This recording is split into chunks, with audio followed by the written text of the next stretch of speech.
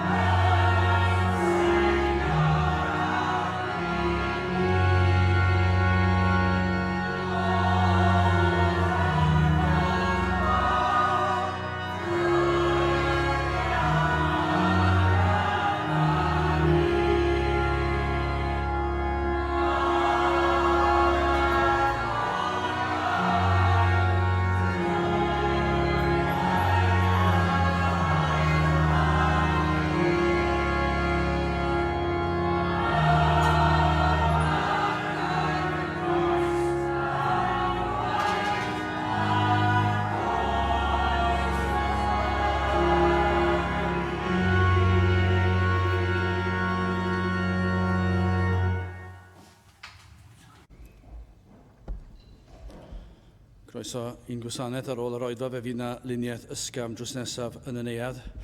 Bydd ein cwrdd misol sy'n cael ei chynnal ar y 3 nos Iau o bob mis yn cael ei chynnal nos Iau yma, sef mis Mawrth, bedwaredd ar 15. Felly nos Iau, hanner awr wedi 7, drws nesaf fe fydd ein cwrdd.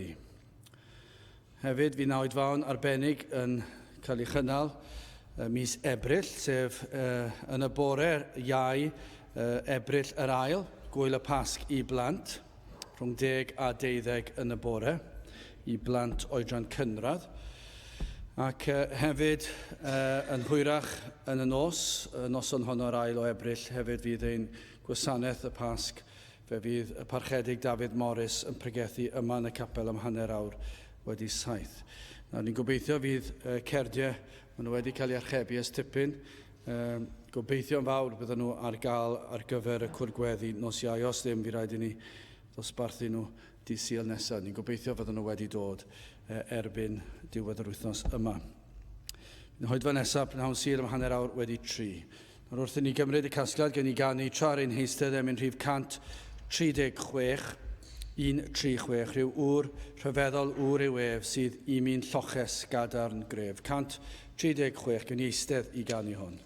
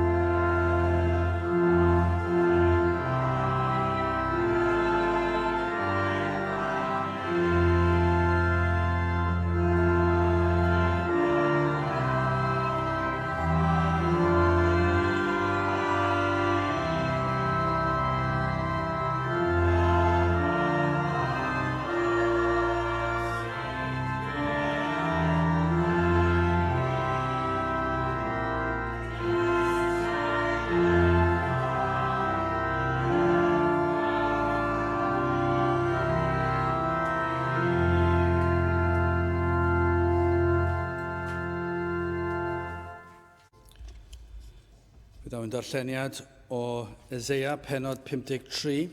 Eseia penod 53. Ac yn dechrau yn yr adnod gyntaf.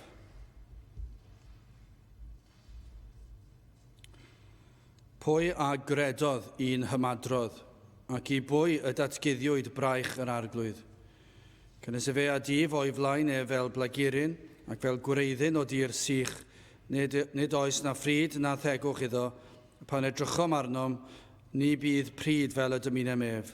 Dirmygedig yw a diastyra for gwir, gŵr gofidus a chynefin a dolir, ac yr oedd y megis yn cuddio ein hwynebau o ddiwrtho. Dirmygedig oedd ac ni wnaethom gyfrif ohono. Diau fe a gymerth ein gwendid ni, ac a ddig ein doluriau, eto ni a'i cyfrifiasom ef wedi ei feiddi, ei daro gan ddiw a'i gystuddio. Ond efe a archollwyd am ein cymweddau ni, efe a ddrylliwyd am ein hanwireddau ni, cosbedigaeth ein heddwch ni oedd arno ef, a thrwy ei gleisiau ef yr iachawyd ni. Na ni oll a grwydrasom fel defaid, troesom bawb i'w ffordd ei hun, a'r arglwydd aroddus arno ef ein hanwiredd ni i gyd. Efe a thrymwyd ac efe a gystuddiwyd, ac nid agorau ei enau, fel oen yr arweinydd ef i'r lladdfa, ac fel y tai dafad o flaen yr rhai a'i cneifiau, felly nid agorau yntau ei enau. O garchar ac o farn y cymerwyd ef, a phwy a dreitha ei oes ef, cynnes efe a dorwyd o dir yr rhai byw. Rhoddwyd pla arno ef am gamwedd fy mhobl.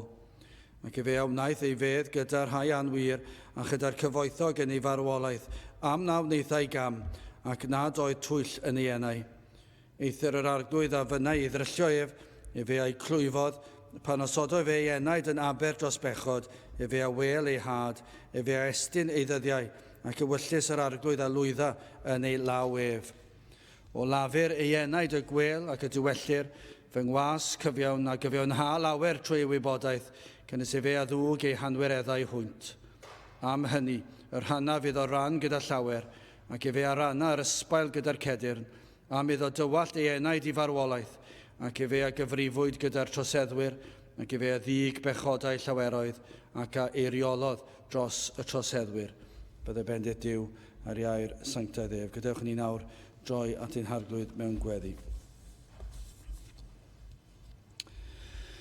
Diolch yn ei Dio Dduw am gyfle arall i ddod ger dyfron a ger y dorseddfainc sydd yn orseddfainc o ras, ac yn diolch dy fod yn ein gwahodd ac yn ein derbyn, yn ein gwrando Dduw, ac yn ein dod i'th bresenoldeb trwy heiddiannau dy fab a'n gwaredwr yr arglwydd Iesu Grist. Ac felly o Dduw, i ni yn gwybod rhaid bod yna groeso i ni, rhaid bod yna gwrandawiad gan ein bod yn dod, nid trwy unrhyw ymdrechion ein hunan, ond ein bod yn dod trwy heiddiannau yr arglwydd Iesu Grist ei hun. Ac felly o Dduw, dyna'r sicrwydd sydd gennym, dyna'r hyder sydd gan y Cristion, ei fod yn gwybod fod ei dad nefol yn gwrando arno ac yn trigarhau wrtho, gan ei fod yn dod trwy enw ac heiddiant ein gwaredwr yr arglwydd Iesu. Ac felly o Dduw, i ni yn dod unwaith eto, fel dy blant, fel rhai sydd wedi ei maddau, wedi ei golchi yng ngwaed yr arglwydd Iesu Grist,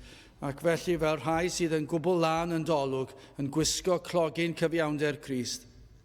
Ein methiannau dyddiol, ein crwydro dyddiol, i ni dal wedi ein gorchuddio a chyfiawnder yr arglwydd Iesu Grist. Ac felly o Dduw, felly ni'n dod ger dy fron yn gofyn i ti i drigarhau o'r newydd ac i fendithio unwaith eto, yn gofyn i ti am fendithion o ddifri ar eith bresenoldeb cynhesu'n calonau, i ni yn teimlo o Dduw wrth i ni dreulio wythnos yng nghwmniaeth y byd, fod ein cariad tuag at y tîm yn aml iawn yn pylu, ein bod yn cael ein temtio i grwydro a rhodio ar hyd llwybrau'r byd yma, ac i ni yn cyffesu ac yn tristhau wrth ystyried mor gyflym i ni yn dadl di lawr, mor hwydd i ni yn crwydro, mor aml i ni yn copio ffordd y mae'r byd yn siarad ac yn breuddwydio am gwahanol bleserau. Ac o Dduw, sut mae hyn yn bosib pan y mae dy blant yma yn gallu honni ein bod wedi profi gymaint o fendithion, i ni'n gallu honni ein bod wedi derbyn bywyd tragwyddol, I ni yn gallu honni ein bod wedi ein golchi yng ngwaed yr arglwydd Iesu Grist, a bod yr ysbryd glân yn trigo ynom, ac yn ein nerthu ac yn ein harwain ar hyd y daith. Ac eto, o Dduw, i ni dal yn crwydro, ac i ni dal yn methu, ac i ni dal yn darganfod fod pethau'r byd yma'n ein tynnu ni lawr. O Dduw, i ni yn gofyn i ti, i faddau ni am hyn, ac yma o'r newydd, i ni'n gofyn am bendithion eto, ar ei ti i fod yn bresennol yma, fydd yn cynhesu ni gymaint fel ein bod yn troi cefn ar bleserau gwag y byd yma.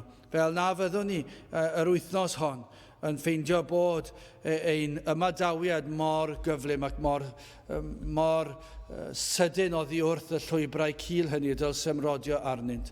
O Dduw, gad i ni fod yr hyn dylsen ni fod. I ni'n gofyn ar i ti dywallt ysbryd arnom yma heddiw, ac y bydd y traws newidiad yn ein bywydau ni yn un rhyfeddol, y bydd ein bywydau ni yn ystod yr wythnos sydd o'n blaen ni, yn fywydau y fydd pobl i ni yn cydweithio nhw, yn ein teuluoedd ni, yn ein strydoedd ni, yn rhai ni'n dod ar ei traws, a'r hap fel petai yn ôl y byd, y byddant yn gweld ein bod ni wedi treulio amser yn dy gwmnïaeth di. I ni yn gofyn i ti felly i weithio ac i'n gwneud ni yr hyn yr wyt ti am i ni fod. I ni'n gofyn i ti felly i cael yr holl fawl a'r holl glod. I ni'n gofyn ar ei ti i fendithio ein hamser ni yma, ond hefyd o Dduw i ni'n cyflwyno y rhai sydd yn ymgynnull yn dy enw di, y rhai sydd yn ffyddlon i'r air di, llefydd hynny lle mae dy air di yn cael ei bregethu yn ffyddlon, ym mha bynnag iaith, ym mha bynnag wlad, i ni yn gofyn o Dduw ar ei ti fendithio dy bobl ac i galanogi dy bobl na fyddant yn gwan galoni ac yn troi at ffyrdd eraill o geisio dy bresenoldeb, ond y byddant yn parhau yn ffyddlon i ddair, i daddoli di mewn ffordd sydd yn gywir ac yn iawn, ac y byddu di yn dod ar i'w galondyd iddynt hwy hefyd. O Dduw felly, bendithio a diogelan hamser yma y prynhawn hwn. I ni yn gofyn am dy bresenoldeb ac am dy walltiad ysbryd arno. Tyrd bendithio ni nawr, i ni'n gofyn hyn o trwy enw ac heiddiant ein harglwydd Iesu Grist. Amen.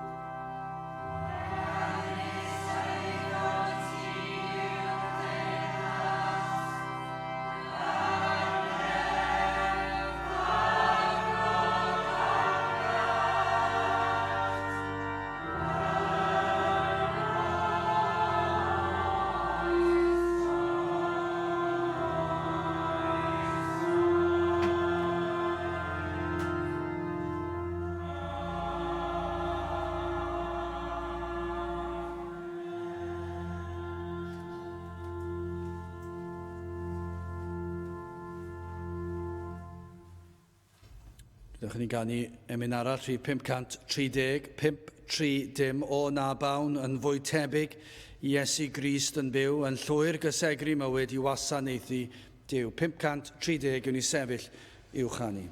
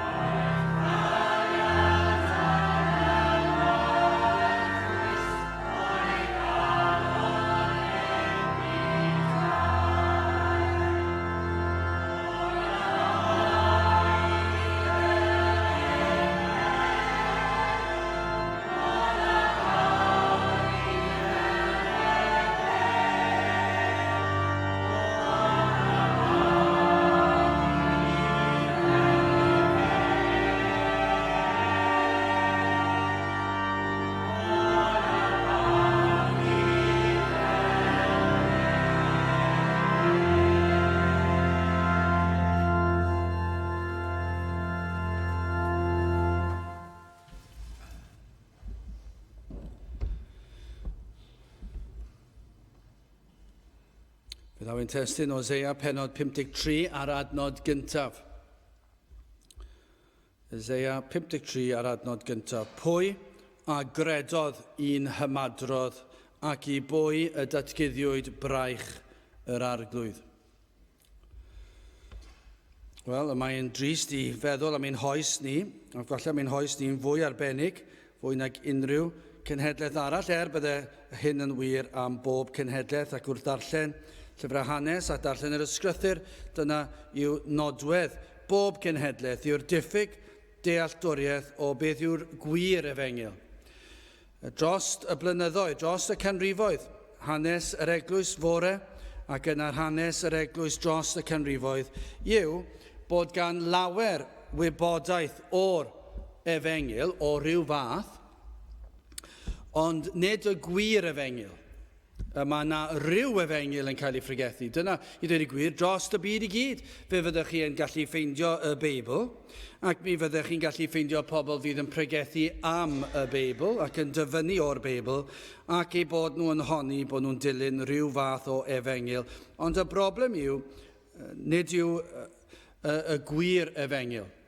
Mae e'n rhyw grefydd sydd wedi cael ei greu allan o'r ysgrythyr. Fel i ni'n clywed yn aml am grefyddau'r byd, mae e'n ddyn yn ceisio dod o hyd i Dduw, ac mae dyn felly yn creu rhyw fath o efengyl. Yr unig gwahaniaeth yw yn y byd Cristnogol eang hynny, yw maen nhw wedi creu Cristnogaeth, creu rhyw grefydd Cristnogol sydd wedi cael ei greu gan ddyn, ac wedi dewis a dethol adnodau fan hyn ac fan draw mwyn creu eu crefydd nhw. Ac felly, yn y bon, does dim lot o wahaniaeth rhwng nhw ac unrhyw grefydd arall yn y byd. Falle bod yna rai fan hyn sydd yn syrthio i'r categori hynny o bobl. Mae gyda chi grefydd fel crefyddau'r byd. Yr unig gwahaniaeth yw i chi'n rhoi y teitl Cristnogaeth arno fe, ond nid gwir Cristnogaeth yw e.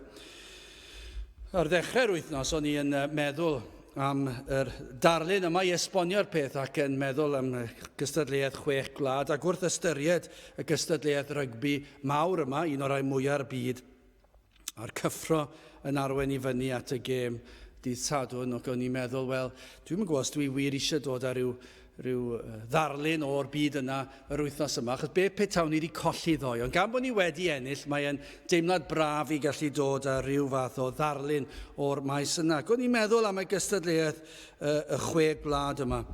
Ac yn meddwl mae'r holl baratoadau. I chi roed wedi ystyried, beth bynnag oedd yr amser oedd y gêm yn dechrau ddoe, hanner awr wedi 2, neu rhywbeth felly, yr holl baratoi ar gyfer yr un gêm yna. Ac o'n i'n meddwl am yr trefnu'r lleoliad yn gyntaf. Wel, dros y blynyddoedd, ni'n gwybod nawr, os yw Cymru'n chwarae gatre, mi fydden nhw wedi chwarae jyst falle milltir lawr y lôn yn y stadiwm anhygoel yna, stadiwm y Millennium. Ond mae hyd yn oed trefnu hwnna, maen nhw'n gwybod ble maen nhw'n mynd i chwarae, ond mae eisiau trefnu hwnna, mae eisiau rhywun i agor y gatiau yn does.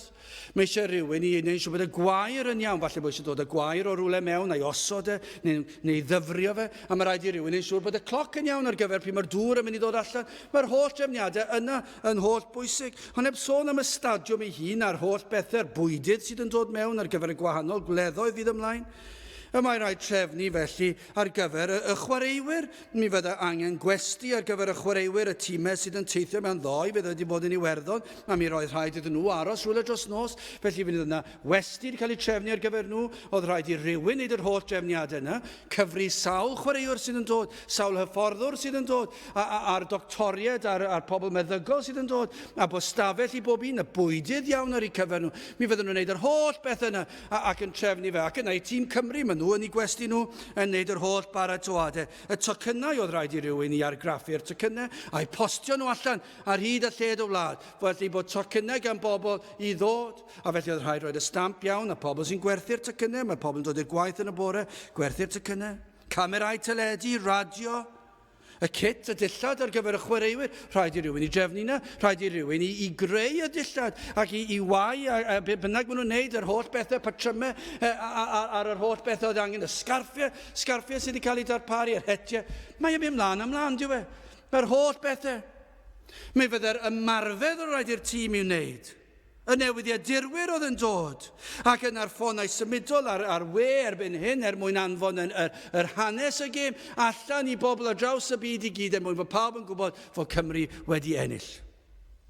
Ond lle chi ddychmygu hyn i gyd? Yr holl drefn yna, popeth yn ei le, a'r ddau tîm yn dod allan, a'r dorf yn canu, a'r anthemau, ac yna maen nhw'n barod am y gêm. Ond does neb wedi prynu'r pêl. Does neb wedi dod ar bêl. Dwi wedi bod yn y sefyllfa fyna'n chwarae gyda ffrindiau gemau yn ebyn rhyw dîm arall, a neb yn dod â phêl. Be fyddwch chi'n neud? Chi ddim yn gallu neud dim byd. Bydde dim gêm. Nawr wrth gwrs, petai yna'n digwydd yn Gaerdydd, bydden nhw wedi gallu mynd drws nesau'r stadiwm a benthyg gyd. Ond dychmygwch, bydde wedi bod yn oedi hir, bod nhw wedi meddwl am popeth yn ei le, ond dim pêl. Chi ddim yn gallu chwarae. Chi'n gallu chwarae heb tîm llawn. Chi'n gallu chwarae heb newyddiadurwyr. Chi'n gallu chwarae heb y camerau teledu. Chi'n gallu chwarae heb y bwydydd a'r gwestai. Fe all unrhyw un chwarae gêm rygbi gyda unrhyw beth sy'n eisiau cyta nhw chi chwarae gêm rygbi. Dwi wedi chwarae gêm rygbi yn y tŷ. Dwi wedi chwarae fe yn yr ysgol, yn yr hodfa. Dwi wedi chwarae unrhyw le. Ond os nad oes pêl da chi, fedrwch chi moyn neud e. Ac o'n i'n eistedd yna meddwl, ond dyna yw disgrifiad capeli Cymru heddi. Mae yna gymaint o capeli yma, mae yna rai falle fan hyn sydd yn eistedd, ac mae'ch crefydd chi, mae popeth yn ei le.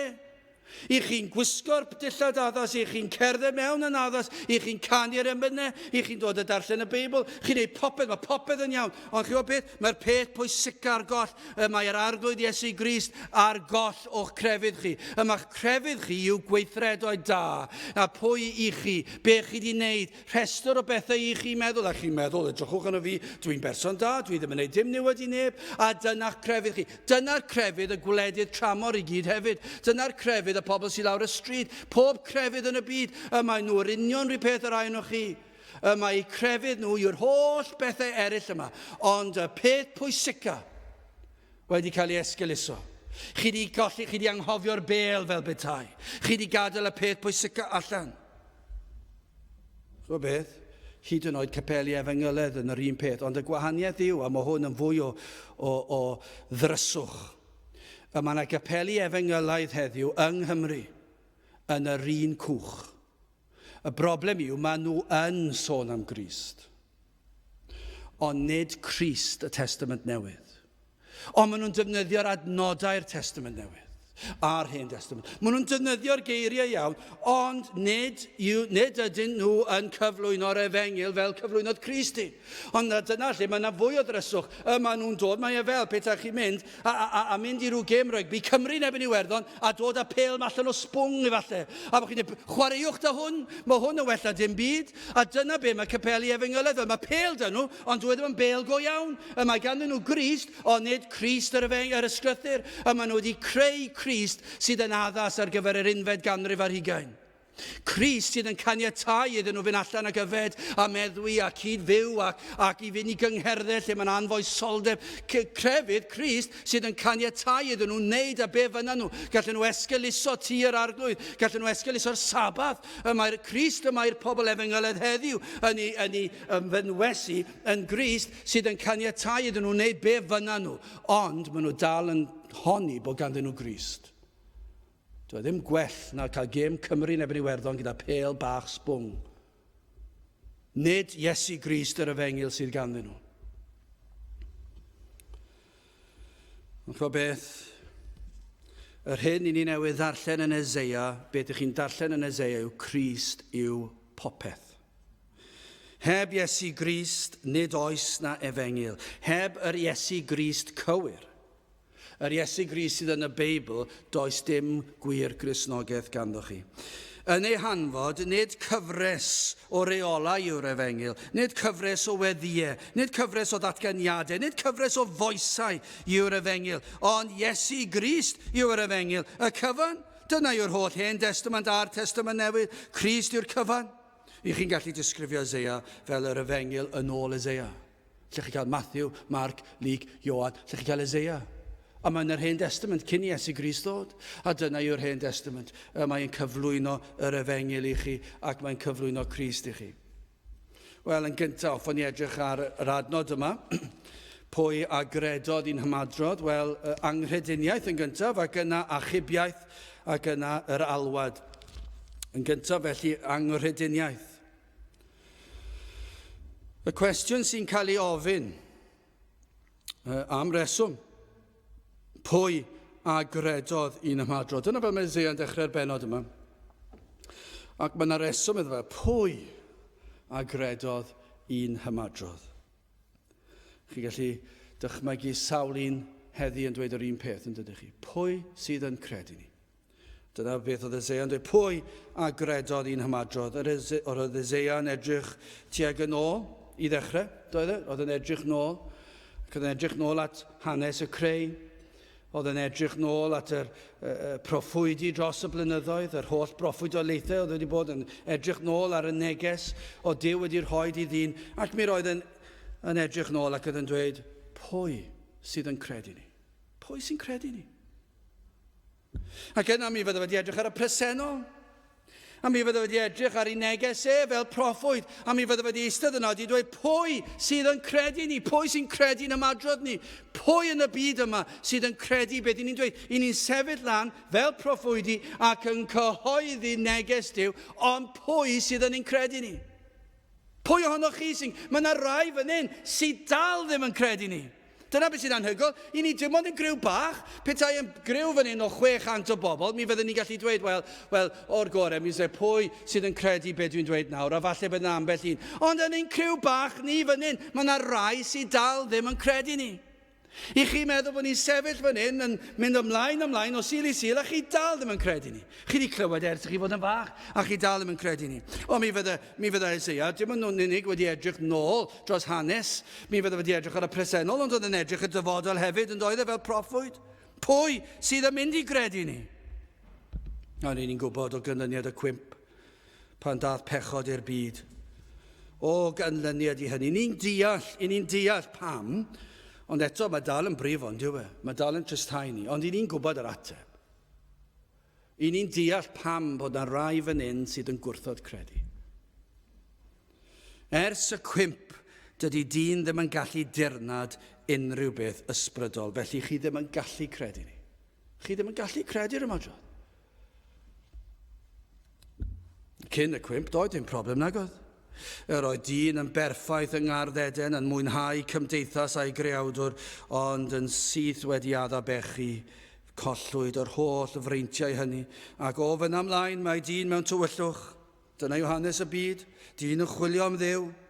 Chi'n darllen holl lyfrau hanes y byd, pob cenedl, pob cenhedlaeth, sy'n os pa flwyddyn i chi'n sôn amdano, petai chi'n dewis unrhyw flwyddyn yn unrhyw genedl, dyna yw hanes dyn. Mae dyn mewn tywyllwch. Dyn yn ymdrechu ddarganfod Duw. Mae dyn yn dyfeisio rhyw reolau i blesio'r Duw maen nhw wedi creu. Ond nid ydy dynion wedi creu rhyw dduwiau sydd yn mynd i helpu nhw trwy bywyd. Mae bywyd yn anodd. Ac mae yn anodd i fynd o ddydd i ddydd, o flwyddyn i flwyddyn. Ac felly mae dyn yn gwybod fel rhan o'i greadigaeth bod yna Dduw. Mae yna bwrpas, ond dwi ddim yn gallu weld mae mewn tywyllwch. Ac felly dros y blynyddoedd, a mae'n siŵr o fod rhai heddi mewn ambell i wlad sydd dal yn addoli'r hael. Dyna beth o dyn yn ei wneud, ac i bwynt yn ei darluneb nhw, chi'n gallu deall, chi'n edrych i fyny, bob bore mi fydd yr hael yn codi. Ac mae'n boeth, ac o'ch chi'n mwynhau'r hael. Ac yna, gyda'r amser, mi fyddwch chi wedi sylweddoli fod yr hael yn peri fod y cnydau yn tyfu. Ac os nad oedd yr hael yn gwenu rhyw lawer dros cyfnod o wythnosau a misoedd, doedd y cnydau ddim yn tyfu. Ac felly roedd dyn yn meddwl, dyna chi beth rhyfeddol yw'r hael. A'r holl ddaioni ac yna dros y blynyddoedd mae dyn wedi sylwi bod chi'n gallu cael egni o'r hael mewn ffyrdd eraill hefyd, a chi'n cael paneli yma ar toion pobl. Maen nhw wedi gweld, ac felly chi'n deall pam oedd roedd yna rai yn sylweddoli beth am addoli'r hael. Ac yna, mi fydda'r rhai pobl yn gweld bod metalau gwerthfawr yn rhywbeth gallen nhw wneud rhywbeth allan ohono fe mwyn creu rhyw dduwiau, bod y metalau mewn bert ac bod nhw'n para'n hir ac yn werthfawr. Ac felly roedden nhw mor werthfawr, roedden nhw'n meddwl beth am addoli rhyw dduwiau bach allan o air neu beth bynnag. Ond chwa beth sy'n anhygoel, bod pobl yn fodlon plygu lawr i rhyw gerflun allan o air neu'r hael yn yr awyr. Ac yna bod yna genhadon yn dod ac yn gosod gair Duw ger eu bronau nhw. sydd yn esbonio popeth iddyn nhw. Bod bob ateb sydd angen ar ddyn yna yn y Beibl. Bod y mor glir y mae'n dweud sut creu Duw y byd. Y mae'n dweud pam fod pob un person chi'n dod ar ei traws yn colli tymer ac yn hunanol ac yn gwneud pethau'n ddrwg. Pam fod dyn yn naturiol yn ddrwg. Ac yna mae rhywun yn dod ac yn dweud i chi'n addoli rhyw lwmpyn o air fan hyn neu fetel o rhyw fath, neu'r haul, neu'r ser. A nawr dwi'n rhoi gair Duw i chi sy'n esbonio popeth i chi. Ac maen nhw'n ei wrthod e. Ond maen nhw'n fodlon credu rhywun yn dweud wrth chi addola di'r ddelw air a fi popeth yn iawn. Dyna chi dwptra. Plygwch chi lawr ac addoli'r ser. Fydd popeth yn iawn i chi. Ond i chi'n rhoi gair Duw ar blat iddyn nhw. Ac yn esbonio'r peth a maen nhw'n ei gysau e. Dwi'n mynd i synwyr nag yw. Sut yn y byd bod y rwy'n yn addoli darn o bren, darn o air, darn o fetel, neu'r haul, neu'r ser? Sut mae hwnna'n bosib? Mae'r rheswm y gair Duw yn dweud wrthyn ni, maen nhw'n ddall. Maen nhw'n ddall. Chos beth tawn ni'n cael y Cristion mwyaf gwybodus, y dadleuwr mwyaf dawnus. Beth tawn ni'n cael rhywun sydd gyda rhyw graddau, mae'r hyd i breichiau nhw, ac maen nhw'r pobl fwyaf clyfar sydd wedi bod, ac bod nhw'n Gristnogion hefyd, ac yn glir. A beth awn ni'n cael nhw fan hyn i ddod i siarad gyda chi am y materion yma. Ac yn perswadio chi, bydde dyn dal ddim yn credu, fydde rai ohonoch chi fan hyn yn gadael yr oedfa, dal yn gwrthod credu yr ymadrodd. Byddwch chi'n gwrthod. Mae dyn yn ddall, yn ysbrydol. Ond dim ddim yn mynd i weld dim ots pa mor glir mae rhywun yn esbonio'r peth. Dyn nhw ddim eisiau weld achos o'r cwymp y maen nhw'n elynion i Dduw. Ac felly maen nhw'n ddall ac yn elynion. Felly mae yna broblem da ni, does? Dyma lle ni wrthi, sil ar ôl sil, ac yn ymdrechu'n galed i bregethu ac i esbonio i rhain o chi, ac i ni'n gweld, i chi ddim eisiau credu, i chi ddim yn mynd i credu. Pwy a gredodd ein ymadrodd ni? Dim un, allwch chi dweud, mae'n edrychwch ar nhw. Dyn nhw ddim eisiau clywed, a mae rai o'n chi fel yna. I chi ddim eisiau clywed, ac yna i chi'n ddall i'r peth, i chi'n elyniaethus i'r peth, ac yn arben hynny, fe os petai modd i chi wneud hyn, fe sy'n ddim yn syni fydd y rai hyd yn oed fodlon dod a un o'r plygiau bach i'r glist a'i gosod nhw mewn i'r glist a dweud dwi ddim un am i'w rando ar y rwtsh yma. Dyna beth mae cymdeithas fel. Dwi ddim am gredu oherwydd mae'n wrthyn i bopeth sydd yn bir ac yn sanctaidd. Mae'n ddall, mae'n fyddar, mae'n farw tuag at hyn oll. Ac mae Eseia yn edrych nôl ar hanes proffwydi a hyn oedd yn wir. Gwrthododd llawer neges gair Duw. Pwy a gredodd un hymadrodd? Pwy a gredodd adroddiad y proffwydi? Yr athrawiaeth, neu pwy sy'n credu'r Efengyl? Dyna beth mae'n golygu. Pwy sydd wedi credu'r Efengyl? Yr adroddiad yma sydd yn llawn o ras ac o gariad, yr ymadrodd, yr adroddiad yma am drigaredd Duw yng Nghrist. Dyna beth oedd yr Eseia yn ymwybodol ono. Pwy sydd yn credu adroddiad yma, proffwydi yn pregethu amdano am gariad ac am drigaredd Duw yn y Meseia. Dyna oedd holl fwrdwn neges y proffwydi yn datgan ffordd iachawdwriaeth yng Nghrist. Yn datgan cynllun Duw i achub dyn yn ei bechod. Yr hyn bydden nhw yn ei adrodd yw bod na Eseia yn mynd i ddod. Bod Duw yn anfon Meseia fydd yn gwaredu ei bobl. Yr oedd y proffwydi yn dweud am un a ddaw a fyddai yn bodloni ei dad nefol. Dyna'r neges yr oedd Eseia yn ei fregethu, ac eraill. Yn pregethu am un oedd yn mynd i fodloni'r tad, byddai'n cyflawni holl o fynion y ddedd, un a fyddai'n dioddef dros ei bobl ac yn cymeryd y cosb ei bobl arno ei hun. Mi fyddai'n cymryd y cosb arno ef ei hun, fel na fydd rhaid i'r bobl cael eu cosbi. Dyna beth oedd Eseia yn pregethu. Ond ychydig yn unig byddai yn ei gredu. Yr oedd Eseia'n gwybod mae ychydig yn unig byddai yn ei gredu yn amser y proffwydi. Ond hefyd, yr oedd yn broffwydoliaeth o ymateb y bobl pan fydde Iesu Grist yn dod i'r byd. Yr oedd Eseia yn gwybod hynny. Yr oedd Eseia yn gwybod, nid yn unig fod pobl yn gwrthod fy ngeiriau am y Meseia, dyn nhw ddim wir wedi ddeall ond fe fydden nhw'n gwrthod Crist hefyd pan fydden fe'n dod. I ni'n darllen yn Eseia hun, adnod 3 o'r benod yma o Eseia.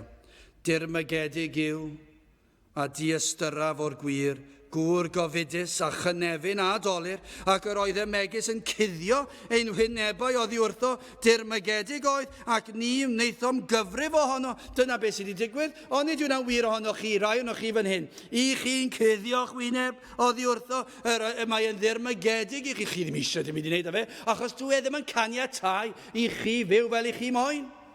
Chi ddim eisiau'r efengyl yma, bron iawn, mi fyddech chi'n fodlon, na fyddwn ni'n gallu mynd i rhyw gapel arall a cael crefydd Cristnogol arall sydd yn mynd i ganiatáu bydolrwydd yn fy mywyd i. Dwi ddim yn licio'r Crist yma, dwi ddim yn licio Crist Eseia, dwi ddim yn licio Crist y Testament Newydd, dwi ddim eisiau'r efengyl yma. Mae cwylydd ganddo chi y Crist yma, ond oedd Eseia yn gwybod hynny. Dyna fel yr oedd wedi proffwydo, mi fydde pobl yn gwrthod Crist.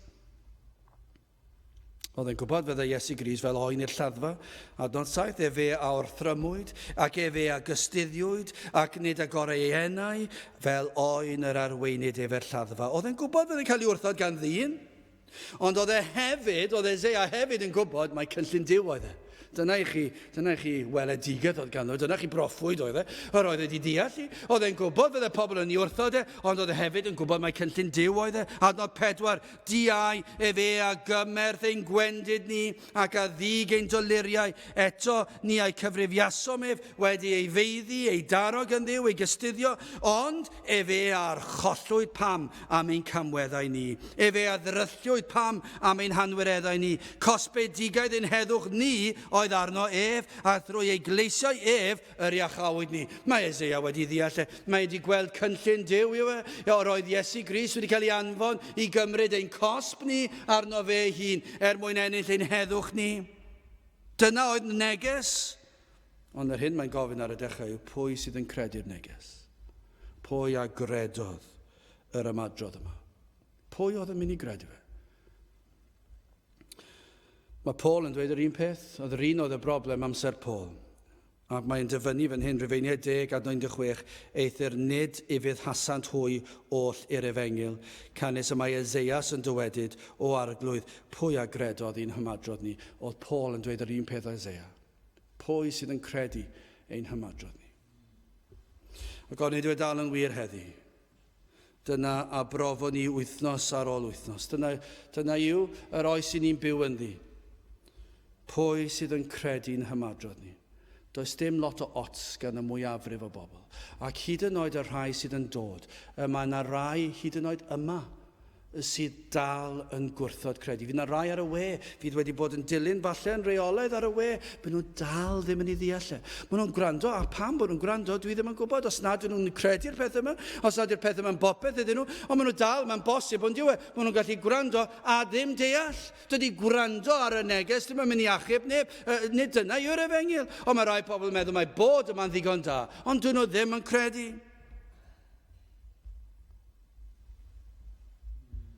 Dy'r byd ddim yn credu. Y rhai sydd ddim yn troedio mewn capel, erioed wedi troedio yn y capel.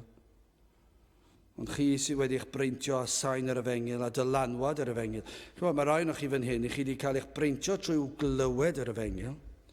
Chi wedi chlywed i'n cael ei ffregethu gan lawer. Chi wedi clywed gwahanol ffyrdd o bregethu yr un efengyl, ond mewn ffyrdd gymaint o ffyrdd diddorol. Chi wedi clywed pobl yn canu ar y efengyl, chi wedi clywed pobl yn tystio yn eu bywydau personol am yr efengyl, i chi wedi gweld dylanwad yr efengyl, chi wedi gweld sut mae'r efengyl wedi newid bywydau, i chi wedi gweld sut y mae rhagluniaethau Duw wedi helpu pobl trwy brofiadau erchyll, chi wedi gweld dylanwad yr efengyl. Chi wedi gweld rhagluniaethau rhyfeddol o ras Duw yn eich bywyd chi ac eraill, ac eto bydd yn rhaid i ni ofyn y cwestiwn yma, pwy a gredodd i'n hymadrodd ni? Pwy ohonoch chi sy'n credu ni? Sydd wir yn credu? Chi dal yn gwrthod. Chi dal yn gwrthod. Gyda chi'n symud ymlaen â chybiaeth. Wel, mae'r adno'n dweud, ac i bwy y datguddiwyd braich yr arglwydd, neu i bwy y datguddiwyd yr efengil, allech chi ddweud, neu nerth yr efengil, braich yr arglwydd. I bwy y datguddiwyd braich yr arglwydd? I ni'n gwybod eisoes mae'r neges yn guddiedig o bobl. I ni'n gwybod na, dydyn ni? I ni'n gwybod fod yr efengil yn guddiedig ohonoch chi o ganlyniad y cwimp i chi'n ddall. Ond i bwy y datguddiwyd y neges yma? Y neges yma o fraich yr arglwydd yr efengil. Dyna chi fraich. Yr rheswm yn cael ei ddisgrifio fel hyn yw achos dyna chi arwydd o nerth. Nerth yr holl alluog. Mae gymaint o ffyrdd bod Duw yn dangos ei nerth, ond y mwyaf o'r cyfan, y mwyaf rhyfeddol yw mae'n dangos ei nerth trwy'r arglwydd Iesu Grist. 1 Corinthiaid 1:18, canis yr ymadrodd am y groes i'r rhai colledig, yn fydrwydd yw eithir i ni'r rhai cadwedig, nerth Duw ydyw. Dyna pam mae'r Cristion am glywed pregethu am y groes dro ar tro. Pam mae'r Cristion yn gwybod mai dyna i chi nerth Duw. Braich yr arglwydd, dyna chi cadernid, ac yr cadernid yw yr hyn y mae wedi rhoi yn yr efengil yw'r arglwydd Iesu Grist, ac mae'n arwydd o nerth Duw i achub pobl. I ni wedi gweld hyn yn barod fod yna rai yma yn meddwl fod neges yr efengil yn ynfydrwydd. Gwybod, os i chi dal heb droi at Grist, yna'r hyn sydd yn wir hynny chi yw i chi'n gwrthod credu yr ymadrodd, yr efengil. Chi'n gwrthod. Ond hefyd, i chi'n meddwl mae ynfydrwydd yw ffolineb. Dyna'r broblem. I chi'n meddwl bod yn wastraff amser. Achos i chi'n teimlo bod e'n cyfyngu ar eich bywyd chi. Ac felly, chi'n teimlo dydw i ddim eisiau derbyn yr peth yma. Felly, chi'n ei wrthod e, chi'n gwrthod credu'r peth. Ond mae'n fwy twf na hynny. Mae'n mynd yn ddyfnach, ond diw e. Mae yna fwy o atgasedd na hynny. Mae yna wrthodiad i gredu, ond mae yna elfen yma. Chi'n gwrthod ac hefyd yn meddwl, mae hwn yn anfydrwydd. Mae'n iawn i chi, achos i chi'n wan. Mae angen rhywbeth i chi bwyso arno. Ond dwi'n ffeindio. Dwi'n gallu sefyll ar fy nhraed fy hunan. Ond dyna sut mae'r byd yn edrych ar Gristnogion. Mae'r byd yn edrych ar Gristnogion fel pobl sydd yn goffo pwyso ar rhywbeth. Ac mi fyddai Christian dweud mae'r rhaid i ni. Ond maen nhw'n meddwl i bod nhw'n dweud mewn ffordd sydd yn gwneud hwyl am ein pennau ni. Ac maen nhw'n llawn hyder. Fedrai sefyll ar fy nhraed fy hun. Does dim angen i mi bwyso ar ddim byd. Ffolineb yw beth sydd ganddo chi, ond os i chi eisiau fe, mae popeth yn iawn. Ac maen nhw'n gwrthod. Ond yma'r proffwydi, yr apostolion, yn credu mai nerth Duw ydyw. Dyna chi nerth. Fe ddelio Duw a holl bechod ei bobl ar y groes. Fe add Iesu Grist yno fel ein cynrychiolydd ac fe gyflawnodd popeth oedd yn angenreidiol yn ei fywyd i fodloni'r tad, bu fyw bywyd perffaith yn ein lle, ond yna mae'n cymryd y gosb y tad arno ei hun yn ein lle ni. Dyna sut mae'n bodloni cyfiawnder a thrigaredd y tad. Dyna'r cynllun rhyfeddol yma o fodloni y gofynion y tad mewn ffordd anhygoel. Mae cyfiawnder y tad a'i drigaredd yn cael ei fodloni. Ac mae cynigiad yw ffordd o iachawdwriaeth trwy fab. Mae Iesu Grist wedi gwneud y popeth i ni. Cosbi'r pechod trwy bywyd y marwolaeth Crist. A'r modd i ddyn dderbyn maddeuant, glanhad a iachawdwriaeth i'w drod at yr arglwydd Iesu. Mae'r fath nerth yma i'w weld. Nerth i ddelio a phechod. Falle bod yna rai yn chi'n dweud bod eich pechod yn eich bywyd chi mor gryf, ond chi'n gwybod beth? Wrth ddod at yr arglwydd Iesu Grist, wrth gael yr ysbryd glân yn trigo arnoch chi, mae yna fath nerth sydd yn gorchfygu pechod. Fe fydd yn gallu helpu chi i ddelio a phechod. Mae yna bwer yr holl alluog tu ôl yr efengil yma. Dyna pam di crefydd eraill ddim yn gallu gwneud dim. Falle bydd rhywun gallu perswadio chi i newid eich ffordd a llwyddo am gyfnod, ond dyw e ddim yn delio â phechod. Dyw crefyddau'r byd ddim yn delio â phechod, ond mae'r groes yn delio â phechod. Mae Duw, mae holl nerth, yr holl alluog tu ôl y neges yr efengil. Mae yna bwer Duw i ddelio â phechod. Mae'n rhoi bywyd tragwyddol i bobl sydd ddim yn ei heiddi i fe. Ac mae'n rhoi sicrwydd i chi. Ond mae dal yn gofyn i cwestiwn. I bwy y datguddiwyd braich yr arglwydd? I bwy? Datguddiwyd yr efengil nerth Duw i achub dyn o'i bechod i lawer, ond allech chi ddweud na ar un lefel.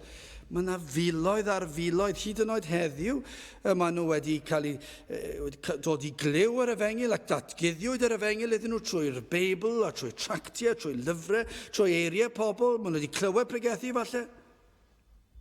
Mae yna dyrfaoedd dros y canrifoedd wedi clywed yr efengil. Mae'r efengil wedi cael ei datguddio iddyn nhw ar y lefel yna. Ond be byddwn ni'n dweud yw hyn, mae wedi cael ei datguddio i'w clustiau nhw. Maen nhw wedi clywed y geiriau. Ond dyw'r neges ddim wedi eu heffeithio nhw. Ni welir effeithiau nerth Duw yn eu bywyd nhw. Mathew 22:14, canis llawer sydd wedi ei galw, ac ychydig wedi ei dewis. Yma heddiw ceir yr alwad allanol. Yr alwad yma eich clustiau ni glywed. Chi'n clywed y geiriau, y ffeithiau, y manylion, ac efallai bydd yna rai yn hoffi yr hyn maen nhw'n ei glywed yn allanol. Hynny yw, chi'n hoffi'r hyn i chi'n clywed a'ch geiriau chi. Falle chi'n licio'r acen. Bore yma gafon ni pregethwr o America. Falle bod chi'n licio'r acen yna. A falle bod chi'n licio rhyw fath arall o acen. A chi'n hoffi'r hyn maen nhw'n ei ddweud. A chi'n meddwl ffordd. A falle straeon mae pobl yn ddefnyddio. Ac chi'n licio fe ar lefel. Ond dim ond yn eich pen yw e. Chi wedi clywed y geiriau ac mae'n soniarus iawn i chi. Falle bod chi'n hoffi yr rhesymegu a'r arddull efallai. Falle bod chi'n hoffi yna. Ond chi weld beth, yw e dal ddim wedi'ch cyffwrdd chi. Chi wedi clywed ar alwad allanol, ond allanol yn unig yw e. Mae yna eraill yn clywed ac dyn nhw ddim yn hoffi'r hyn maen nhw'n ei glywed. Eraill, does dim lot o ots ganddyn nhw. Falle bod hwnna'n ddisgrifiad o rai yma. Falle dim lot o ots, dych chi be chi wedi glywed, achos dydych chi ddim yn mynd i ganiatáu ddim byd i effeithio ar eich bywyd. Ni dal i ofyn i bwy y datguddiwyd braich yr arglwydd. Chi'n bod mor bwysig yw'r alwad allanol ac i ni wedi cael ein hanfon i roed yr alwad allanol. Dyna yw dyletswydd pob pregethwr a pob Cristion yw i roed yr alwad allanol yna i gyhoeddi'r efengil. Chi'n bod beth, yr alwad fewnol sydd yn bwysig. Yr alwad gan yr ysbryd glân. Dyna beth i ni yn dyheu amdano. Ephesiad 1:17 ymlaen. Ar i Dduw ein harglwydd Iesu Grist, tad y gogoniant, roddi i chwi ysbryd oedd hi'n ebad datguddiad trwy ei adnabod ef, wedi goleuo llygaid eich meddyliau, fel y gwypoch beth yw gobaith ei alwedigaeth ef, a pheth yw golyd gogoniant ei etifeddiaeth ef yn y saint, a pheth yw ragorol fawredd ei nerth ef, teg atom ni yr rhai i'n credu, yn ôl gweithrediad nerth ei gadernid ef. Gwaith Duw yw e, trwy'r ysbryd glân. Dyna beth ni'n dymuno. Datguddir hyn oll trwy'r ysbryd glân sydd yn goleuo'r llygaid, yn agor llygaid yr enaid i weld yr angen am waredwr. Fe agorodd calon Lydia, ynddo, chi'n gwybod hanes Lydia, agorwyd calon Lydia. Yr ysbryd glân sy'n gwneud hynny, a fe a galluogodd iddi dderbyn ac i fynwesu ac i gredu'r efengil. Rhaid fi ni wedi darllen yn yw'r rhaid eich geni chi drychem o ddifri, rhaid mae gwaith Duw ydyw trwy'r ysbryd glân. Mae wedi darparu'r ffordd, fe anfonodd ei fab, ond felly hefyd anfona'r ysbryd glân i beri y gellir gweld a derbyn yr hyn a wnaeth Crist. Mae ffordd iachawdwriaeth yn ei le, ond mae angen i'r enaid cael ei agor. Fe sy'n goffod agor y llygaid yr enaid? Fe sy'n goffod plannu hedyn y bywyd yno? I bwy y datguddiwyd y pethau yma? Wel, dyma rai yma'r arglwydd Iesu, yma'r ysbryd glân yn dod ac yn plannu'r hedyn, ac yn agor y llygaid, ac yn datgelu pechod, ac yn arwain yr enaid at Grist. Dyna pam o rai yno chi dal heb credu. Ond eich cyfrifoldeb chi yw e hefyd. Dyna i chi ddirgelwch. Chi ddim yn gallu eistedd fyna a dweud, wel, dydy'r ysbryd glân ddim wedi agor fy llygaid, achos mae'r ysgrythur yn llawn rhybuddion bod gyda chi gyfrifoldeb i alw ac i geisio. Peidiwch a trio gweithio fy mas. Ond credwch i gair Duw. Wel, yn olaf, yn sydyn i orffen yr alwad, beth yw eich sefyllfa chi yma? A ydych chi, i chi wedi clywed yr alwad allanol, hyd yn oed os chi wedi trial eich gorau i beidio gwrando ar yr alwad allanol, chi dal wedi clywed peth. Gai ofyn a yw yn fwy na'r gwrandawiad y glist. A ydych chi wedi credu yr ymadrodd am Iesu Grist? A ydych chi wedi ymddiried ynddo? A yw yn brofiad mwy na chi yn unig yn dewis. Dyna'r broblem. Dyna yw'r broblem heddi. Mae llawer, a dyma'r tristwch yn y cylchoedd Efengylaidd. Maen nhw'n hapus i gredu yn y pen. Ond mae e'n fwy na credu yn y pen, mae'n lawer i lle Efengylaidd, ac eto maen nhw wedi colli'r holl bwynt. Mae e'n rhyw fath o gredu yn y pen, ond falle bod yna rhyw fath o emosiwn yna hefyd, ac oherwydd bod yna emosiwn a chredu yn y pen, maen nhw'n credu fod yn iawn. Ond y broblem yw, does dim gwaith mewnol, dyw'r alwad mewnol yna ddim wedi digwydd. Maen nhw'n ymateb i'r alwad allanol. Ond mae gyd yn dibynnu ble roedd yr alwad allanol. Falle'n aml iawn yn yr oes i ni'n clywed mewn gwersylloedd, ac i ni'n hoffi gwersylloedd, a maen nhw'n bethau da, ac mae yna lawer wedi dod i gwir gredu mewn gwersylloedd. Mae yna lawer wedi dod i gwneud proffes ffals mewn gwersylloedd hefyd.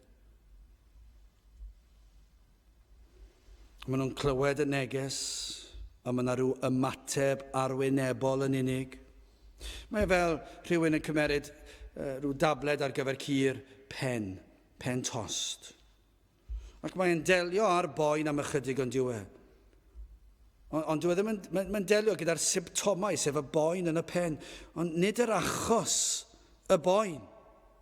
Falle bod yna rhyw achos arall, gallai fod yn unrhyw bryd rhyw salwch, fe allai fod yn rhyw straen, ond beth bynnag yw ydy'r tablet cur pen ddim yn delio gyda'r achos. Dwi ddim yn cael gwared ar yr afiechyd, mae'n cael gwared ar y boen sydd yn symptom o'r afiechyd.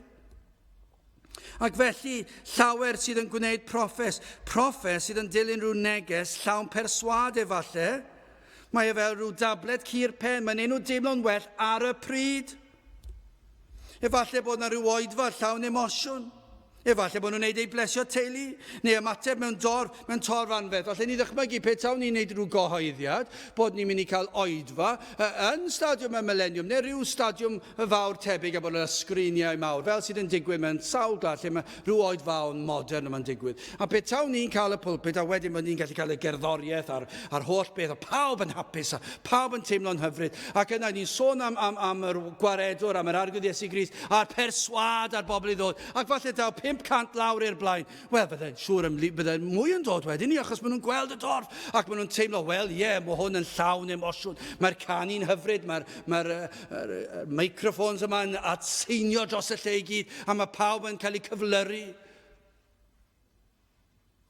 Ac maen nhw'n dod ymlaen, ac maen nhw'n gweddio rhyw weddi fach. Falle bod ambell i ddeigryn.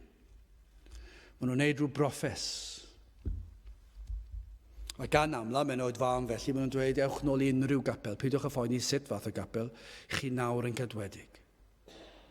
Ble maen nhw wedi cael y fath beth, dwi ddim yn gwybod, dwi'n byd fan hyn yn yr ysgrythyr, maen nhw'n rhaid bod nhw wedi cael rhyw ysgrythyr arall, achos dwi ddim fan hyn yn yr ysgrythyr. Dydych chi ddim yn dweud na ellir rhywun cael ei achub yn y sefyllfa yna, achos i ni'n credu bod Duw yn sofran. Ac fe allai achub unrhyw le pa bynnag ffordd mae e'n dymuno. Felly ni'n credu gall Duw achub lle bynnag mae. Ond y peryg yw hyn, mae yna lawer sydd yn ymateb i ryw emosiwn fe allai fod mewn rhyw wersyll, a bod yna rhywun yn rhoi tystiolaeth, a chi'n teimlo, wel, yna rhywbeth, o'ch chi'n gallu unieithu ar person, a falle bod nhw'n canu rhyw gan neu rhyw emyn sydd yn dôn, sydd chi'n hoff iawn ohono, ac yna chi'n teimlo rhywbeth, ac yna chi'n meddwl, wel, dwi eisiau dod yn Gristion hefyd, ac yna chi'n gwneud rhyw weddi bach cloi, ond does dim byd mawr wedi digwydd. Mae'n alwad allanol. Dyw e ddim yn fewnol. Mae'r ysgrythyr yn llawn rybuddion am hyn. Rhaid eich geni oddi fri.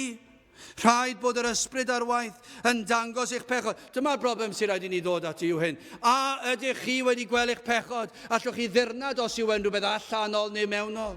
Os nad ydych chi wedi gweld eich pechod, allanol i chi wedi glywed. Dyna'r ymateb. Allanol yn unig yw e. Dyw e ddim yn achub. Mae e fel cryfydd byd. Ydych chi wedi gweld eich pechod? Ydych chi wedi cael eich argo hoeddi o'ch cyflwr a'ch angen am waredwr? Ydych chi wedi gweld na fedrwch chi wneud dim byd i achub eich hun? Ydych chi wedi gweld mae cynllun Duw oedd i Iesu Grist cymeryd eich cosb chi?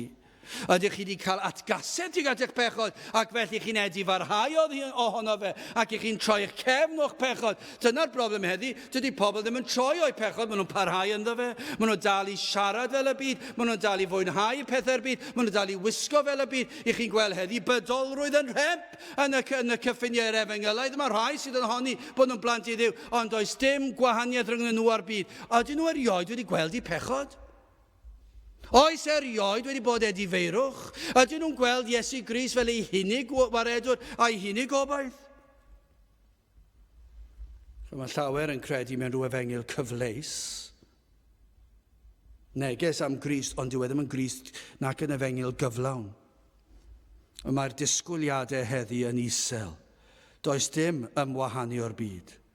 Ond chi'n gwybod beth, pan mae'r ysbryd yn gweithio ac mae'r alwad yn fewnol, mae'r enaid yn gweld y byd am yr hyn yw e. Mae'n gweld ei bechod am yr hyn yw e. Ac mae'n troi oddi wrtho. Dyna pan i chi'n gallu gweld os oes na alwad mewnol. I chi'n gweld ffrwyth edifeirwch. I chi'n gweld ffrwyth yr ysbryd glân. Mae'r efengyl mae Isaiah'n sôn amdano mor wahanol i'r efengyl sy'n cael ei chyhoeddi heddi. Pwy a gredodd i'n hymadrodd, ac i bwy y datguddiwyd braich yr arglwydd. Mae'r ymadrodd y sonia Isaiah amdano yn efengyl sanctaidd. Mae yna rai yn meddwl gallen nhw gredu pan ymynant. Yn eu hamser nhw, ar ôl profi ychydig o'r byd, dyna chi ffylineb. Mae fel yr un sydd ar fi'n boddi efallai, yn dweud ei fod wedi penderfynu cael ei achub. Ydych chi credu rhywun sydd ar fi'n boddi yn dweud dwi'n penderfynu cael fy achub? Ac mae'n gafel ar y llaw, rhywun wrth ymyl y lan, a mae'n gafel ar y llaw a mae'n cael ei dynnu fewn. Allwch chi ddychmygu'r un sydd ar fi'n boddi yn dweud, nes i benderfynu cael fy achub, nes i benderfynu ymestyn allan. Nid dyna yw'r efengyl. Mae Duw yn yr efengyl yn estyn ei law, ac fe sydd yn estyn ei law, fe sydd yn rhoi ei fraich allan i achub trwy'r arglwydd Iesu Grist. Nid chi, nid eich penderfyniadau chi yw e, i chi yn pwyso ar yr hyn y mae Crist wedi darparu ar eich cyfer chi. Fe sydd yn anfon yr ysbryd glân i'ch argyhoeddi, fe sydd yn rhoi ffydd i chi gredu, mae'r cyfan o ras. Ond mae dal rhaid chi gredu, mae dal rhaid chi afael ar y fraich. Mae cyfrifoldeb ganddo chi. I ni'n gweddio fydd yr ysbryd glân ar waith yma yn plannu hadau o sancteiddrwydd ac o fywyd ysbrydol ac yn agor eich llygaid i weld eich angen am waredwr. Gwyd os yw ar waith arnoch chi, gyfeilwch arno, credwch arno, pwyswch arno, cyffeswch eich pechod ac ymddiriedwch ei fod wedi delio a'ch pechod unwaith ac am byth. Wrth ddod at Grist, fe fyddwch chi'n gallu gweld ei fod wedi delio a'ch pechod, ei fod wedi maddau'r cyfan. Yn fydd yr hyddhad yn dod. Ac y byddwch chi'n ymuno yn yr ychydig rai sydd yn credu'r ymadrodd. Mae yna rai yn meddwl, maen nhw'n llawn hyder yn dyn nhw. Maen nhw'n meddwl, dydyn ni ddim yn credu hyn. Beth yr rheswm chi'n gallu credu hyn i chi'n ddall. Dyw e ddim byd i ymfalchu ynddo. Mae yn warth i chi'n ddall, i chi'n farw, i chi'n fyddar, i chi ddim yn gallu clywed e. Ond os ych chi yn y sefyllfa yna gweddiwch, a bydd Duw yn drigarog i chi ac yn agor eich clystiau byddar, yn agor eich llygaid deillion, ac yn rhoi bywyd yn eich enaid, fydd yn peri a byddwch chi yn dod i gredu'r ymadrodd. Ac y bydd yr ysbryd yn datguddio braich yr arglwydd i chi. Wel, pwy agredodd i'n hymadrodd, ac i bwy y datguddiwyd braich yr arglwydd. Gadewch i ni weddio. O Dduw, i ni yn diolch i ti am yr efengyl sanctaidd. I ni yn diolch i ti am yr arglwydd Iesu, am iddo ddod i'r byd y byddai'n cael yn ei wrthod ac yn ei groeshoelio. Ond i ni yn diolch mai dyma oedd y gynllun iddo farw ar y groes yn ein lle. Agor felly o Dduw llygaid y deillion iddynt weled i hangen am waredwr. I ni yn gweddio fydd yr ysbryd ar waith yn datguddio nerth braich yr arglwydd, y bydd yna rai yn gweld yr hyn am wnaeth yr arglwydd Iesu trostynt am y tro cyntaf, ac y byddant yn ei gofleidio. Felly ni'n gofyn hyn o trwy enw ac heiddiant yn arglwydd Iesu Grist. Amen. Gydwch ni orffen yn gwasanaeth trwy gannu'r emyn rhif 297 297 caid trefn i faddau pechod yn yr iawn. 297 gen i sefyll i'w chanu.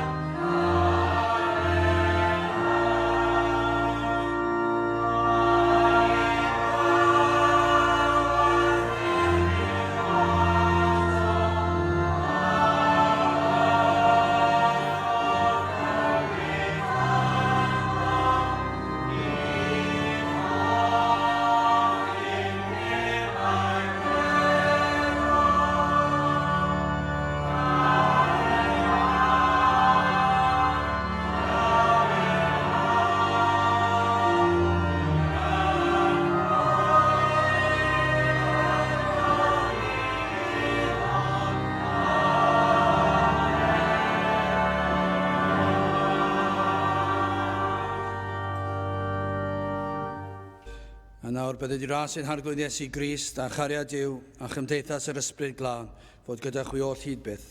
Amen.